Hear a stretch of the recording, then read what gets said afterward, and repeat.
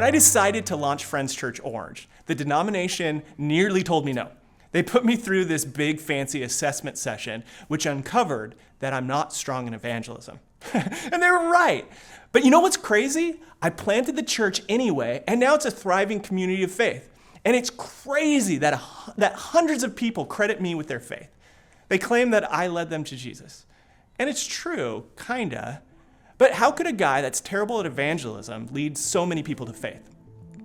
I never did it alone. Here's how it would work. People looking for hope would have a bunch of spiritual experiences. As Jesus pursued them, he would bring them into contact with a bunch of his followers, and they all helped point them to Jesus in different ways, through different stories.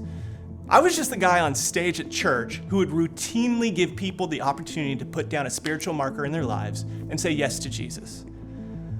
But it was all the Jesus followers who lived a life of hope, gave honest answers to tough questions, who followed the Spirit's lead when stirred. It was all those people together that led others to faith.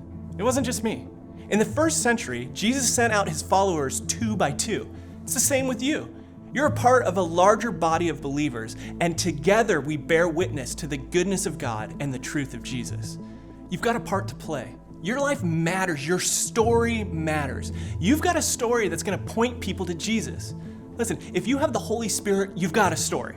And there's all kinds of stories that point people to Jesus. Stories of enduring faith, stories of enduring suffering, stories of life transformation. Look, I found this montage of some incredible testimonies. Take a look.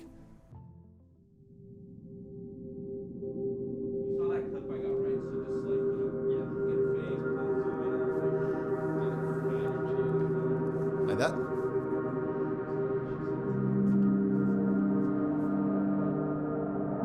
I grew up in Colombia. I was a member of the drug cartels for many years. I worked with them until I got caught and I went to prison. I was heavy into drinking and partying. I started at the age of 13. I was born in a Christian household.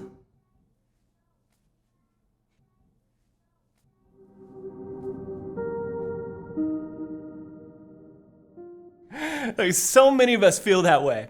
But I promise you, if you have God's Spirit, you have a God story. Stories of transformation bear powerful witness to Christ. And so do stories of strength and suffering. And so do stories of abiding in Jesus for generations. I worked with Jonathan. He was the last guy in that montage. I worked with Jonathan for a lot of years. And his story always brought me so much hope. Here's why. I wasn't raised in a Christian home. I had to rebel against my parents to become a Christian. And now I'm here, a pastor.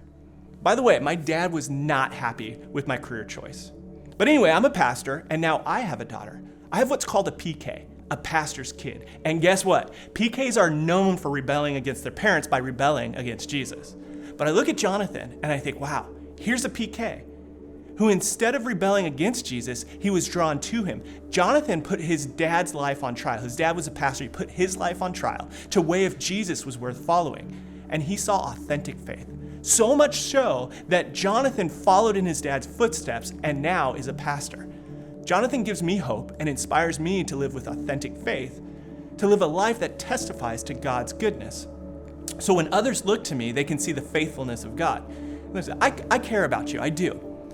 But a lot of you I've never actually met. But my daughter, I couldn't love her more. And she puts Jesus on trial. She will put Jesus on trial. We all have to. She's going to use my life as evidence. And I want my life to speak loudly of the goodness of God. I want my life to preach.